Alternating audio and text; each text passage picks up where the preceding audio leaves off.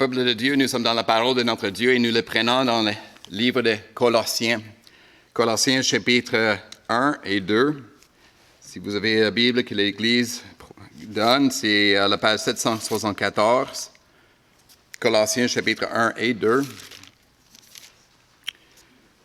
Je vous rappelle un peu le contexte. L'apôtre Paul vient de résumer l'Évangile. Résumer l'Évangile et même le bienfait de l'Évangile, chapitre 1, le verset 14. Qu'en Jésus-Christ, nous sommes rachetés, pardonnés de nos péchés. Voilà le bienfait que nous recevons.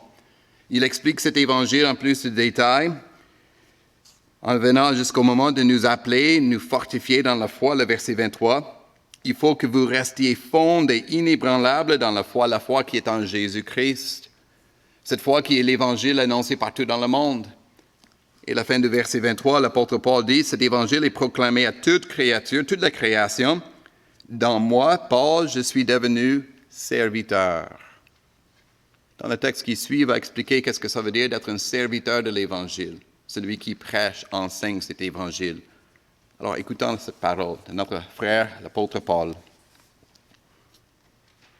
Je me réjouis maintenant dans mes souffrances pour vous, et je supplée dans ma vie ce qui manque aux peines infligées à Christ pour son corps, c'est-à-dire l'Église.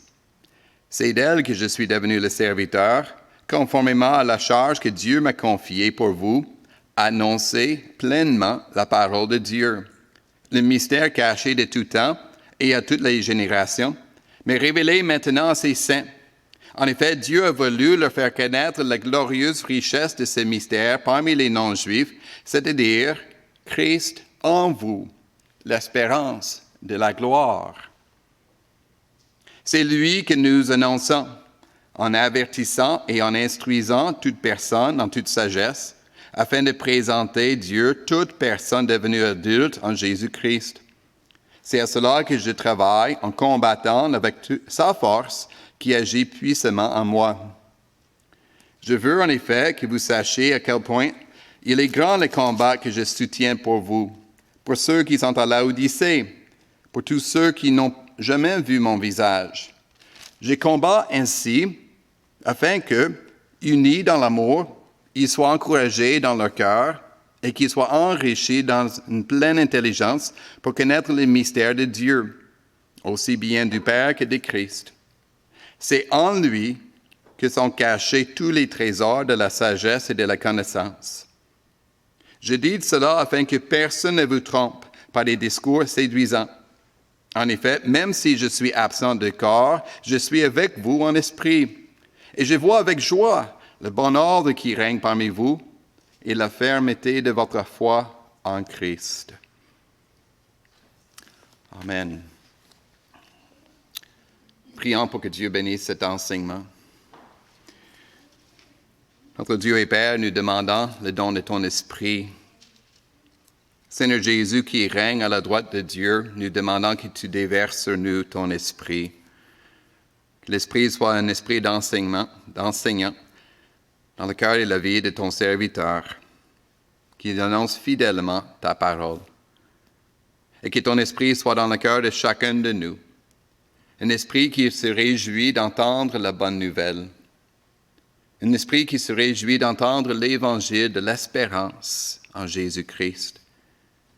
L'esprit qui nous donne la foi et l'amour et l'espérance.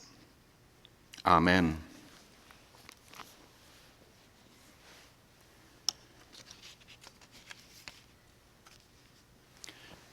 L'Évangile. L'Évangile, le mot que vous connaissez, qui veut dire la bonne nouvelle. C'est pour les enfants, Évangile veut dire la bonne nouvelle. La bonne nouvelle qui concerne Jésus-Christ, lui en tout le premier. L'Évangile, la bonne nouvelle qui est pour notre avantage, pour notre vie en Jésus-Christ. En fait, l'Évangile, c'est la raison d'être pour laquelle nous sommes ici. Pourquoi nous sommes ici? Pourquoi nous sommes rassemblés en Église? Pour écouter l'Évangile. Pourquoi avons-nous un pasteur dans l'Église? Pour enseigner l'Évangile. Si pas d'Évangile, si l'Évangile n'est pas vrai, on ne serait pas ici. Mais l'Évangile, la bonne nouvelle, est la vérité de Dieu. C'est la vérité concernant Jésus, la vérité concernant la gloire de Jésus-Christ, la vérité concernant l'espérance de la gloire. Et alors nous croyons l'Évangile, nous croyons Jésus le glorieux, et nous vivons dans l'amour les uns pour les autres. Ce matin, nous allons considérer l'Évangile que le prédicateur doit annoncer. Dans un premier temps, donc, de regarder le combat, comme nous même dit notre traduction, le combat de l'apôtre Paul, le combat de tout prédicateur pour l'Église. Puis ensuite, de considérer l'espérance de l'Évangile qu'ils annoncent. Je vais passer en deux temps. D'abord, le combat du prédicateur pour annoncer l'Évangile. Ensuite, on va chanter un cantique comme une prière. Mais faites attention, ce n'est pas encore la fin du message, donc ne soyez pas trop excités quand on a dit « Wow, c'est terminé ». Donc, c'est le premier chant en prière. Ensuite, la deuxième partie du message avec un autre chant qui suit pour répondre à cette espérance que le Christ nous donne. Regardons de nouveau le texte qui est devant nous, ce que je viens de lire. Je ne vais pas le passer en détail, je vais souligner quelques éléments, parce que l'apôtre Paul parle de lui-même. Mais il ne donne pas des nouvelles personnelles, il ne parle pas de sa vie personnelle, son emprisonnement, il ne parle pas de sa situation financière. Tout ça a été communiqué par Tychik, comme on a vu au Colossiens 4, le versets 7 et 9. Notre lecture n'est pas les nouvelles personnelles, c'est des nouvelles professionnelles. On peut même dire que c'est une description professionnelle. Voici une offre d'emploi. Si on veut être apôtre, prédicateur de l'Évangile, voici la description des tâches. Et on remarque très bien qu'il n'y a pas d'avantages sociaux, il n'y a pas de semaine de vacances, il n'y a pas de congé maladie. C'est d'annoncer l'Évangile. Notre texte, notre traduction donne le sous-titre « Le combat de Paul pour l'Église ». Son combat, mais on peut dire que c'est le combat de chacun qui est appelé à prêcher l'Évangile, chaque prédicateur, chaque évangéliste, chaque missionnaire. Le combat de tout prédicateur pour l'Église. Ces textes, comme l'apôtre Paul a ici, c'est comme un miroir dans lequel on peut réfléchir et dire, c'est quoi le travail d'un pasteur? C'est un miroir dans lequel un pasteur comme moi, je peux me voir, m'examiner moi-même. Plus loin, chapitre 4, le verset 17, l'apôtre Paul dit à Archippe, qui était un pasteur, il dit, « Veille sur le service que tu as reçu dans le Seigneur afin de bien l'accomplir. » Et le modèle pour la bien accomplir, c'est le modèle que nous donne l'apôtre Paul. C'est aussi un texte qui est important pour nous tous, vous qui écoutez les pasteurs. Évaluez votre pasteur actuel. Si jamais vous allez choisir une autre église, évaluez le pasteur de l'église dans laquelle vous pensez vous intégrer. Mais aussi pour les hommes parmi nous qui veulent devenir pasteurs. Voici les qualités et surtout les tâches à accomplir. Alors, écoutons le texte. Combat d'un pasteur pour annoncer l'Évangile, pour que nous puissions grandir dans la foi et l'amour. J'aimerais souligner 4 éléments. Il y en a d'autres, mais je veux souligner 4 éléments. D'abord, le prédicateur est un serviteur. Il est un serviteur de l'Évangile de Christ pour l'Église, pour l'avantage de l'Église. Regardons le verset 23. « Moi, Paul, je suis devenu serviteur. L'espérance de l'Évangile dont moi, Paul, je suis devenu le serviteur. » Et surtout un serviteur de l'Église, pour l'avantage de l'Église, qui est le corps de Christ. Le verset 25. « C'est d'elle, de l'Église, que je suis devenu le serviteur, conformément à la charge que Dieu m'a confiée, annoncer pleinement la parole de Dieu. » Son travail, ce n'est pas pour servir lui-même, ce n'est pas pour son avantage, ce n'est pas pour avoir un grand salaire, quoique je suis bien payé, merci. Son travail non plus n'est pas pour être un administrateur. Un cinéaste, OK, oui, il faut faire YouTube de temps en temps, mais ce n'est pas son travail principal. Ce n'est pas pour être un concierge, quoique ça me fait plaisir parfois de passer le mop, il n'y a pas de problème. Mais ce n'est pas sa tâche principale. Il devrait être celui qui enseigne. Ou comme dit l'apôtre Paul à Timothée, prêche l'Évangile. Prêche l'Évangile. Donc le pasteur, il doit se donner à l'enseignement. Plusieurs enseignements chaque semaine, que ce soit dimanche. Une étude biblique, un groupe pour les enfants, pour la jeunesse, qui fait un enseignement en groupe, individuellement, que ce soit une longue prédication, trop longue, non, ou que ce soit une étude biblique, un court enseignement, ou simplement ouvrir les Écritures et les lire. il doit se donner à l'enseignement pour servir l'Église. Il doit s'y donner pour nourrir la foi et l'amour de l'Église de Jésus-Christ. Il est un serviteur de l'Évangile de Christ et ensuite, je souligne qu'il doit annoncer la plénitude de l'Évangile. Annoncer la plénitude de l'Évangile. Regardons bien le verset 25. C'est d'elle que je suis devenu le serviteur, conformément à la charge que Dieu m'a confiée, annoncer ou proclamer pleinement la parole de Dieu. Annoncer toute la parole de Dieu. Ce n'est pas pour répéter les mêmes vérités, ce n'est pas pour citer les mêmes versets bibliques, quelques-uns qu'il aime beaucoup, qu'il a bien maîtrisés. Ce n'est pas pour éviter les textes difficiles, à expliquer ou même les textes difficiles à écouter. Non, d'écouter, d'enseigner toute la parole. L'apôtre Paul a bien dit, Actes chapitre 20, le verset 27, « Je vous ai énoncé tout le plan de Dieu, sans rien en cacher. » En passant, dans le contexte, on parle d'un mystère. Les pasteurs de nos jours ne sont pas là pour révéler un mystère. L'apôtre Paul, verset 26, dit que ce mystère est déjà révélé. C'est révélé ici, écrit ici dans les Écritures. Donc le pasteur et l'évangéliste, le missionnaire enseignent les Écritures données par le Saint-Esprit. Et cet évangile, l'apôtre Paul souligne, il est riche. Verset 27. La glorieuse richesse de cet évangile. Chapitre 2, le verset 3, parlant de Christ, qui est le message de l'évangile, tous les trésors de la richesse et de la sagesse s'y trouvent. Et donc, le pasteur, ce qu'il veut faire, c'est d'exposer ses richesses. Exposer ses richesses pour les faire admirer les richesses, toutes les richesses de la bonne nouvelle en Jésus-Christ. Il le fait de plusieurs manières, ce que j'appelle les approches pédagogiques. Des approches pédagogiques différentes. Le verset 28, chapitre 1, verset 28, il parle d'avertir, instruire. On prend des approches différentes. Parfois reprendre, parfois encourager, parfois exhorter, toujours instruire.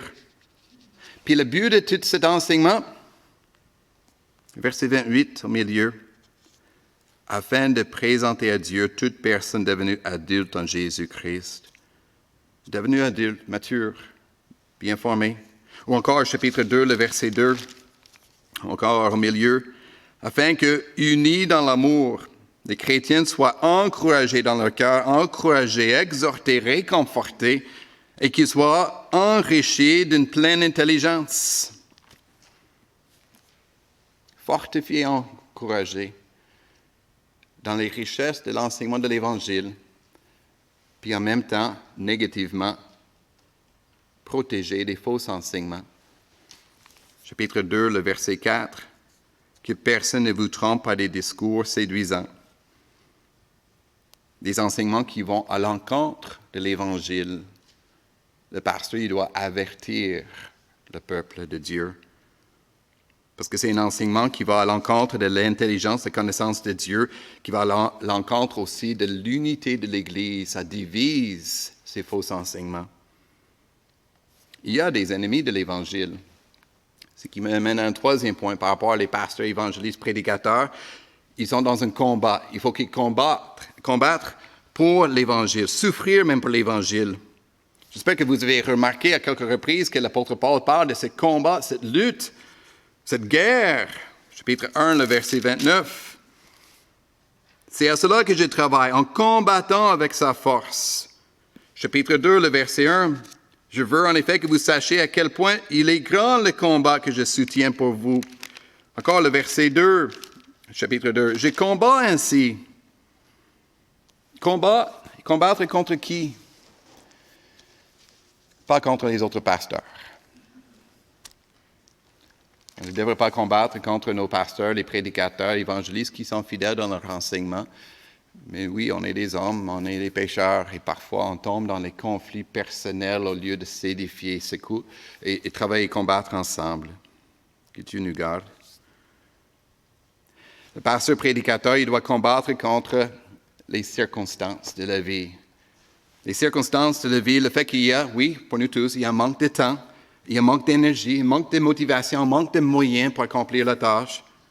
Aussi, combattre contre les tentations personnelles, parce que le prédicateur, il est aussi un enfant de Dieu. Le péché nous habite. Il faut lutter contre ces tentations. Combattre contre les erreurs, les mensonges, les faux enseignements qui sont à l'intérieur de l'Église, ceux qui viennent de l'extérieur de l'Église, qui veulent nous éloigner, nous égarer de l'Évangile de Christ. Combattre même contre le Satan, tenir bon contre lui, le père de mensonges, qui cherche à égarer les enfants de Dieu. Le prédicateur est un soldat. Il est entré dans un champ de guerre. Il doit récupérer le terrain que le diable réclame. Il doit sauver des âmes. L'apôtre Paul, dans notre texte, il décrit ce combat comme une souffrance, dans le verset 24. « Je me réjouis maintenant dans mes souffrances pour vous, et je supplée dans ma vie à ce qui manque aux peines infligées à Christ pour son corps, c'est-à-dire l'Église. » C'est un texte un peu difficile. On se dit, mais est-ce que le Christ n'a pas accompli notre rédemption sur la croix? Oui, il l'a fait. Il faut distinguer ce texte qui dit par les souffrances de l'apôtre et les souffrances de Christ ici, et les souffrances de Christ seul sur la croix. Le Christ à la croix, il a souffert et nous a rachetés par sa mort. En fait, ce n'est pas les mêmes termes qui sont utilisés pour décrire les mêmes souffrances, mais le Christ, par sa crucifixion, il a tout accompli pour nous délivrer de la condamnation de la mort. Mais il y a des souffrances qui accompagnent le rassemblement de l'Église, l'édification de l'Église. Il y a des souffrances, des détresses, des peines pour rassembler les croyants et les édifier. Tout le travail de l'évangélisation, tout le travail d'édification de l'Église. Le Christ est dans ses souffrances, et il est dans les souffrances avec ceux qui prêchent l'Évangile, les missionnaires, les évangélistes, les pasteurs. Comme l'apôtre Paul, qui était en prison parce qu'il prêchait l'Évangile. Ou comme notre frère Polycarpe, on l'a vu dans l'étude biblique, au début du IIe siècle, Polycarpe qui était un pasteur, à 86 ans, il était brûlé vif parce qu'il prêchait l'Évangile.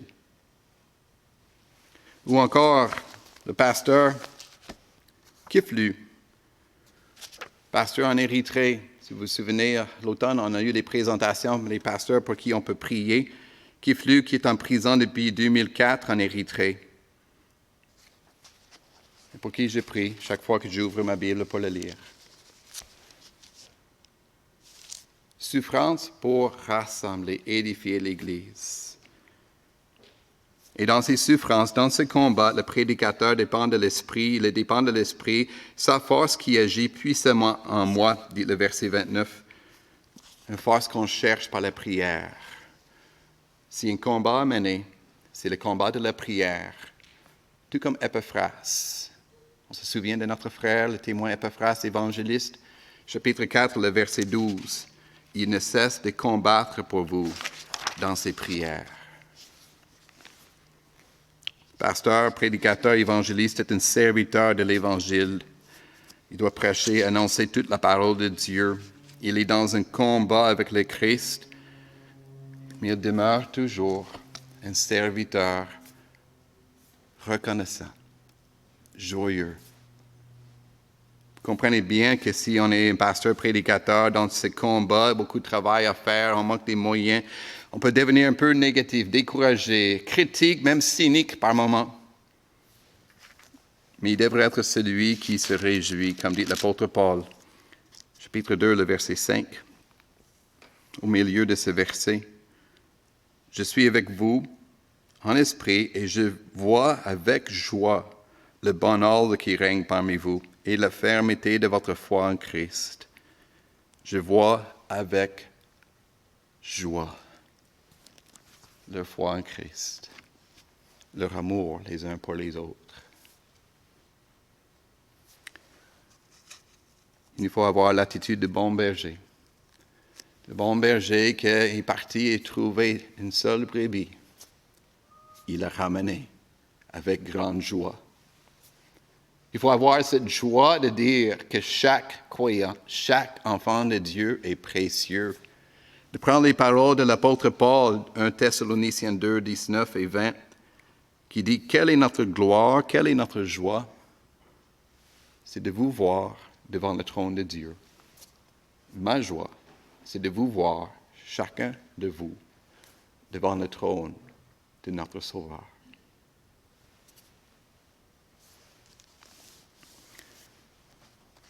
Le travail de chaque pasteur, annoncer l'Évangile, afin que nous soyons tous unis dans la foi en Jésus-Christ, tous unis dans l'amour grâce à Christ. Comment pouvez-vous aider les pasteurs, les prédicateurs, les évangélistes, les missionnaires? Par vos prières. Surtout par vos prières. L'apôtre Paul, plus loin, chapitre 4, il ne se gênait pas de demander les prières de ses croyants, ceux qui n'avaient jamais vu. Chapitre 4, le verset 3. Priez en même temps pour nous. Alors prions pour ceux qui annoncent l'Évangile. Le prédicateur doit annoncer l'Évangile. Mais quel Évangile? Comment décrire cet Évangile? L'Évangile, on peut le résumer de plusieurs façons. On peut avoir plusieurs mots clés, comme pardon, réconciliation, grâce, adoption, vie. Dans cet épître aux Colossiens, l'apôtre Paul donne une couleur particulière à l'Évangile. Il donne quelque chose d'un peu unique par rapport aux autres épîtres. Le mot-clé de l'Évangile, c'est l'espérance. L'espérance. L'espérance de l'Évangile. Cette espérance de l'Évangile qui est annoncée, c'est le Christ, victorieux. Le Christ victorieux qui est dans la gloire de sa victoire éternelle et la victoire qui est en nous. Sa victoire qui est déjà vivante en nous. L'évangile de l'espérance est la victoire glorieuse du Christ déjà vivante en vous. Regardons le texte. Regardons en fait l'épître. Le mot espérance, on le lit 3 reprises dans cet épître. Rapidement, chapitre 1, verset 5, mais en fait, il faut le lire dans le contexte, versets 4 et 5, cette triade des vertus chrétiennes, foi, amour et espérance, et l'emphase est mise sur l'espérance. Regardons bien, Colossiens 1, 4.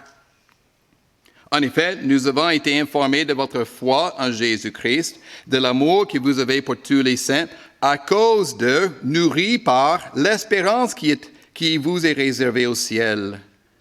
L'espérance que vous avez déjà entendu parler par la parole de la vérité, l'Évangile. L'espérance réservée au ciel.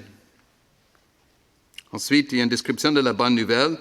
Et on résume la bonne nouvelle. Le seul mot, c'est espérance. On est au verset 23 du chapitre 1.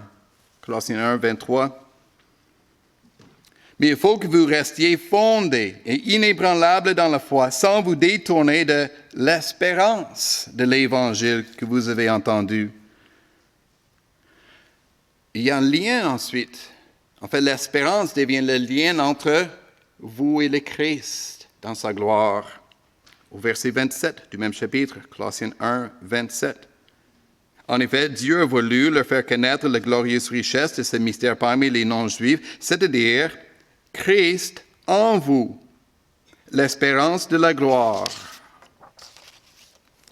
Et ensuite, une 4e fois où on parle de l'espérance, sans mentionner le nom, mais on décrit quelle est notre espérance, c'est au chapitre 3. Colossiens 3, les 4 premiers versets. Une description de notre espérance glorieuse. Écoutez bien, Colossiens 3, 4 premiers versets.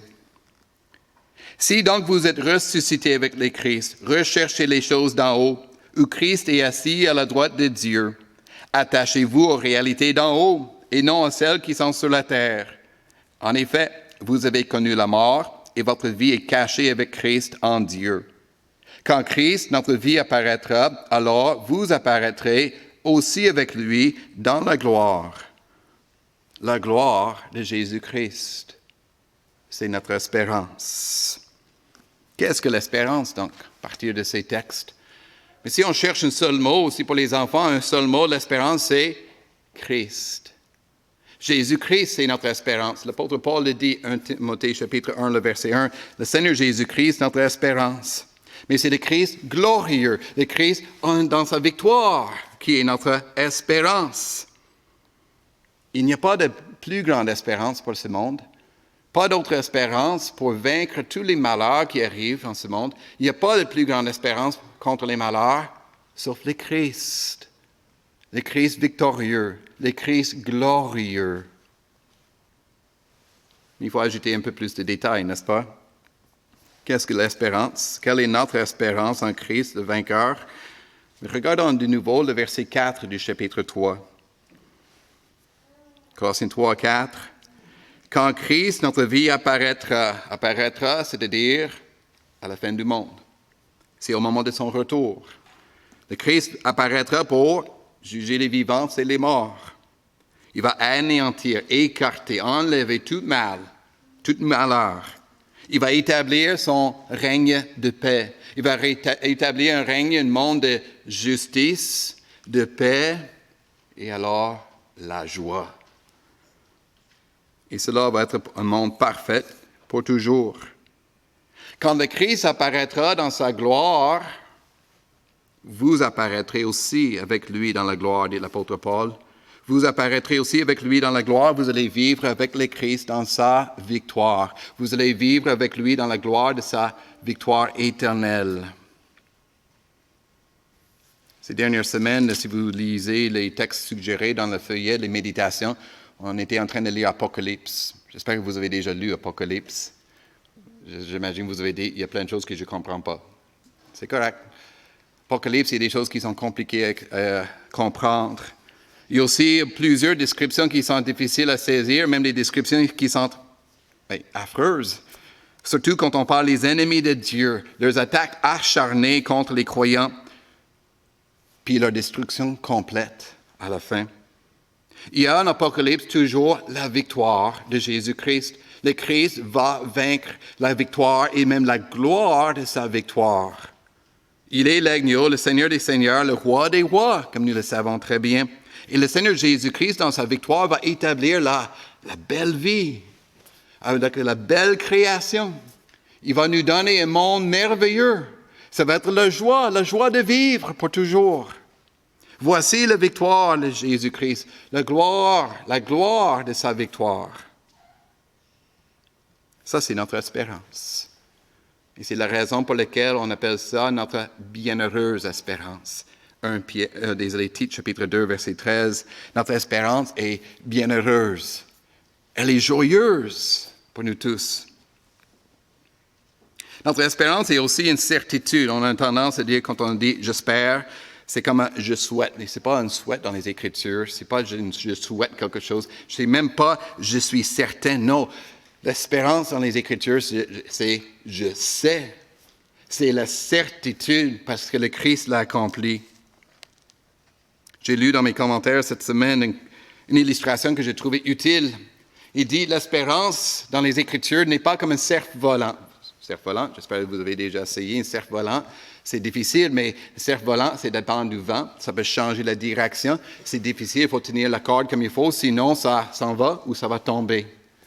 Ça dépend de celui qui tient la corde. Mais notre espérance n'est pas un cerf-volant. Ça ne dépend pas de moi et ma confiance. Notre confiance, notre espérance est une encre.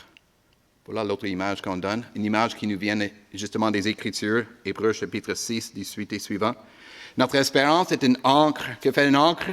Ça garde le bateau dans la même place.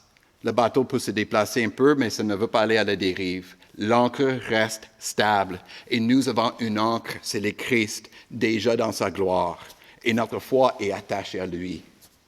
Nous avons la certitude de cette victoire glorieuse, joyeuse pour toujours.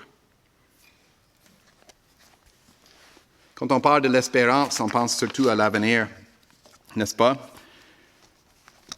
On parle d'espérance, on pense à l'avenir. Il y a un aspect de l'avenir, Romains 8, qui dit « Nous espérons ce que nous ne voyons pas encore. Nous allons le voir plus tard. » Hébreux chapitre 11, qui parle de la foi comme une espérance, c'est toujours plus tard à recevoir. Mais cette idée, il faut le nuancer. Il faut nuancer cette idée d'une espérance qui est seulement à venir. Notre espérance est aussi maintenant. C'est important en lisant Colossiens de poser deux questions par rapport à l'espérance. La question quand et où. Quand se situe notre espérance? Quand allez-vous vivre cette espérance? Et en Colossiens, il y a deux bonnes réponses. Deux bonnes réponses, Colossiens 3, verset 4, comme nous avons déjà vu. Quand le Christ, notre vie, apparaîtra, alors vous apparaîtrez aussi avec lui dans la gloire. On parle d'une espérance qui est future parce qu'on attend le retour de Jésus-Christ. Quand notre espérance est future. Mais en même temps, dans le texte, chapitre 3, verset 1, vous êtes ressuscités avec le Christ. Verset 3, en effet, vous avez connu la mort et votre vie est cachée avec le Christ en Dieu. Il y a une espérance dans notre vie qui est présente aujourd'hui, actuelle. Plus important, c'est la question où? Où se situe notre espérance? Où pouvez-vous trouver l'espérance? Le texte en Colossiens 3 donne l'idée que notre espérance est au ciel, n'est-ce pas? Le Christ qui est à la droite de Dieu. En fait, c'est justement ce que nous lisons, chapitre 1, le verset 5. À cause de l'espérance qui vous est réservée au ciel. Notre espérance est dans la présence de Dieu, avec le Christ qui règne. Or, l'apôtre Paul nous dit que notre espérance est aussi dans notre cœur. Colossiens 1, le verset 27, le dernier bout de phrase. Christ en vous, l'espérance de la gloire. L'espérance de la gloire se situe où? En vous. Nous sommes unis à Jésus-Christ. Nous appartenons à Jésus-Christ. Nous sommes en lui, lui est en nous. Et alors l'espérance de Jésus-Christ est en nous, dans notre vie. L'espérance. Notre espérance se trouve là où est le Christ. Notre espérance se trouve au moment où est le Christ. Le Christ est monté au ciel et siège à la droite de Dieu. Et alors notre espérance est au ciel, sécure. Puis ensuite, le Christ est descendu par le don du Saint-Esprit. Le Saint-Esprit qui est dans notre cœur. Et alors notre espérance est en nous, vivant en nous. Voilà l'autre description de l'espérance que les Écritures donnent. Une espérance vivante, 1 Pierre chapitre 1, verset 3. Notre espérance n'est pas seulement bienheureuse à venir, c'est aussi une espérance vivante aujourd'hui dans notre vie. Là, les théologiens parlent de cette façon. L'eschatologie réalisée. Les enfants, vous avez l'école de dimanche ce soir, ça c'est un grand mot théologique à prendre. Eschatologie réalisée. Eschatologie, ça veut dire l'étude des fins des temps, le retour de Jésus-Christ, le monde à venir. Eschatologie réalisée, c'est que c'est déjà présent. On parle de l'eschatologie futuriste, le retour de Jésus-Christ à la fin des temps, le monde à venir, la nouvelle création. Mais cette eschatologie futuriste à venir, c'est aussi l'eschatologie réalisée, c'est déjà présent dans notre vie. C'est pas encore complète, mais c'est déjà présent dans notre vie parce que le Christ est dans notre vie. Autrement dit, la fin vient dans notre vie aujourd'hui. La fin de l'histoire, avec cette belle fin d'histoire, vit actuellement dans notre vie. C'est de ça que l'apôtre Paul parle dans ce texte en Colossiens 1, 27. L'eschatologie réalisée, Christ en vous, l'espérance de la gloire. Christ est en vous et sa vie glorieuse, sa victoire glorieuse est déjà présente en nous. Nous commençons à le vivre. C'est toujours difficile à expliquer, encore plus difficile à illustrer, mais je vais essayer avec ceci. Pensez à des immigrants. Une famille d'immigrants qui, dans leur pays d'origine, ils disent « c'est pas une vie sécuritaire ici. Il n'y a pas d'avenir pour nous. Il faut quitter ce pays, il faut aller dans un meilleur pays. » Ils cherchent un pays d'accueil, disons le Canada. Oh, voilà, paradis, n'est-ce pas? Parfois, sauf l'hiver. Ouais, l'hiver, c'est beau. Mais voilà, on va aller dans un pays d'accueil. Mais pour arriver, qu'est-ce qu'ils font? On va envoyer le mari, le papa, la famille. Il va aller dans le pays d'accueil. Il va aller s'établir. Et qu'est-ce qu'il va faire dans le pays d'accueil au Canada? Il va préparer la venue de sa famille. Et pour préparer la venue de sa famille, il va contacter sa femme chaque jour et dire que c'est un beau pays. C'est tellement sécuritaire. On a des possibilités. C'est le bonheur ici. On va envoyer des photos pour encourager les enfants à dire, voici à quoi vous pouvez vous attendre. Il va même envoyer de l'argent qui vaut beaucoup dans le pays d'origine pour qu'ils commencent à goûter à cette nouvelle vie. Notre Sauveur est rendu dans le pays d'accueil. Notre Sauveur est déjà rendu dans cette gloire éternelle, victorieuse. Puis il nous envoie par le Saint-Esprit cet avant-goût de la vie à venir. L'espérance. L'espérance de la gloire qui est déjà en nous grâce à Jésus-Christ et son Esprit. Qu'est-ce que ça change? Qu'est-ce que ça change pour nous aujourd'hui? Mais j'espère beaucoup. Parce que nous vivons de plus en plus dans un monde qui ressemble au monde de l'Église de Colosse. Colosse, on est dans le 1er siècle, c'est une région qui était très grecque, il y avait très peu de Juifs. C'était vraiment une région qui était influencée par la pensée helléniste. J'ai ceux qui ont déjà fait des études au cégep, les cours de philo, Platon, Aristote, la pensée helléniste grecque. Pour eux, le monde était un cycle, un grand cercle de chance. Il n'y avait pas vraiment un progrès, c'est plutôt la vie, ça tournait en rond. La vie se répétait, un grand cercle de chance. Si une vie après la mort, ce serait la réincarnation. On se souvient de nos cours de philo, un petit peu. Donc, ils étaient dans cette pensée. Ce qui était absent dans les valeurs pour le peuple de cette époque, pour les Grecs, de pensée helléniste, quelle valeur était absente? Espérance. Ils n'avaient aucune idée d'une espérance. Espérance, pour eux, c'était illusoire, c'était trompeur, c'était fausse. Il n'y a pas d'espoir d'une meilleure vie. Alors, il fallait profiter de la vie actuelle. Il fallait profiter de la vie dans la contemplation et la sagesse, ou sinon dans le divertissement. Les divertissements des théâtres qui étaient très populaires à l'époque des Colossiens, théâtre de beaucoup d'immoralité, ou dans les stades avec les gladiateurs, la violence pour nourrir la soif de sang. Parce que c'était la belle vie maintenant. C'était YOLO. You only live once, disaient les Grecs à cette époque. Tu n'as qu'une seule vie à vivre. Et nous, de nos jours, on sait très bien, nous vivons YOLO. Tu n'as qu'une seule vie à vivre. Il faut vivre le présent. Il faut vivre dans la contemplation et se connecter avec votre vie intérieure.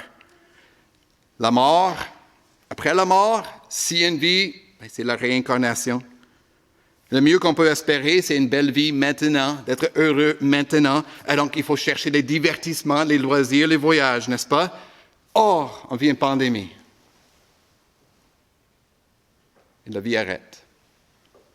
Et le monde a peur de tomber malade. Le monde a peur de mourir. Puis on a des ennuis parce qu'on ne peut plus sortir. On ne peut pas sortir et nous divertir avec nos amis. On ne peut plus voyager. Oh, mais on garde l'espoir. Ça va bien aller. Ça va bien aller, on espère. Quoique la vie normale, on ne revient plus à ça. Et dans ce contexte, l'espérance de l'Évangile nous parle. Et l'espérance de l'Évangile ne dit pas « ça va bien aller ». Non, l'espérance de l'Évangile dit « ça va beaucoup mieux aller ». Merci beaucoup. Ça va beaucoup mieux aller. Ça va être glorieux. Ça va être un monde incroyable. Et pas seulement ça va être, mais c'est déjà commencé. Cet meilleur monde, cette vie glorieuse a déjà commencé. Le Christ est en moi. Et alors lui, l'espérance de la gloire victorieuse, la vie glorieuse, ça commence en moi. Ça commence en nous. L'espérance. L'espérance de la gloire. Voilà le message de l'Évangile. Message bizarre pour quelques-uns, intriguant pour d'autres. Mais pour nous, c'est notre vie. Parce que c'est l'espérance qui nourrit notre foi. Le Christ vainqueur, glorieux. Alors nous croyons en Jésus-Christ. C'est l'espérance qui nourrit notre amour. Le Christ est vainqueur de tout mal. Et alors nous aimons les uns les autres. L'espérance nous garde dans la foi et l'amour, persévérer. Et c'est l'espérance qui nous garde surtout joyeux. La joie de vivre, peu importe ce qui arrive. Parce que le Christ est vainqueur. Le Christ est dans sa gloire. Amen.